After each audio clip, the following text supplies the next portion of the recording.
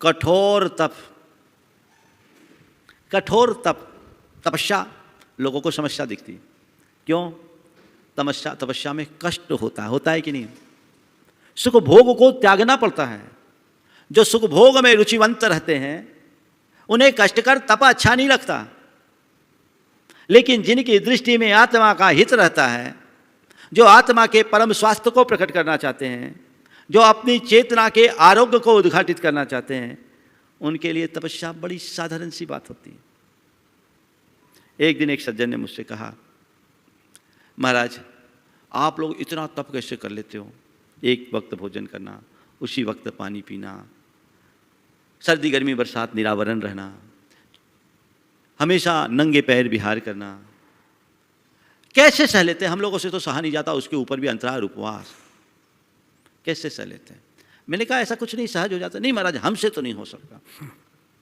हमने उनसे कहा मान लो तुम दुकान में गए हो सुबह से, कई बार ऐसा भी प्रसंग आता होगा कि नौकर वोकर के ना आने से दुकान तुम्हें ही खोलना पड़ती होगी। बोले हाँ महाराज खोलना पड़ती।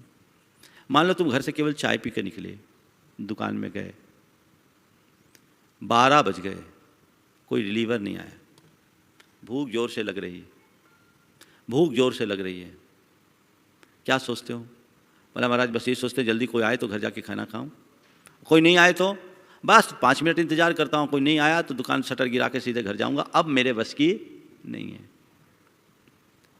इंतजार करते करते 2 बज गए और आपने तय किया कि अब 5 मिनट और इंतजार करता हूं, कोई आ गया तो ठीक, नहीं तो शटर गिरा करके सीधे घर। 2 बजने में 1 मिनट बाकी था, कुछ ग्राहक आ गए, आप उस ग्राहक को डील करने में लग गए और ग्राहक पर ग्राहक, ग्राहक पर ग्राहक, ग्राहक पर ग्राहक का रेला लग गया।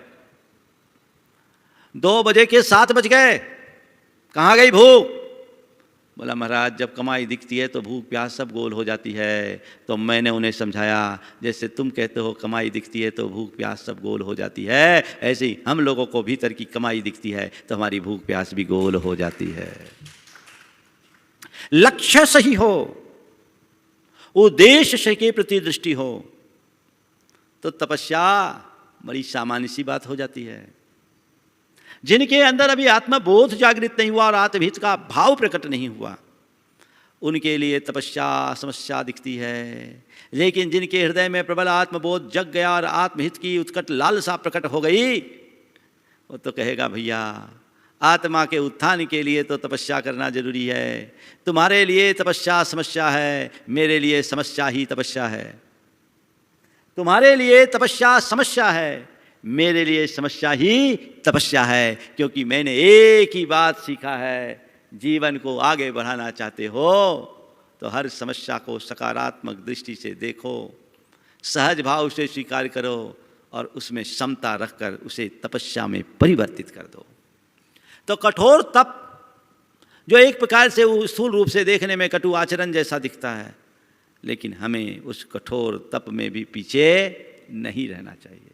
कटु प्रयोग उन्हें रुचता, जिन्हें आरोग्य पाना, ये सूत्र बना लो। मुझे स्वस्थ रहना है, मुझे शांत रहना है, मुझे प्रसन्न रहना है, मुझे आनंदित रहना है, तो क्या करना है? उन बातों को नज़रअंदाज करना है जो मेरे मन की शांति को खंडित करती हो, जो मेरे चित्त की प्रसन्नता को लील जाती हो, जो मेरे आनंद में खलल डालती हो और जो मेरे सुख चैन को छीन लेती हो।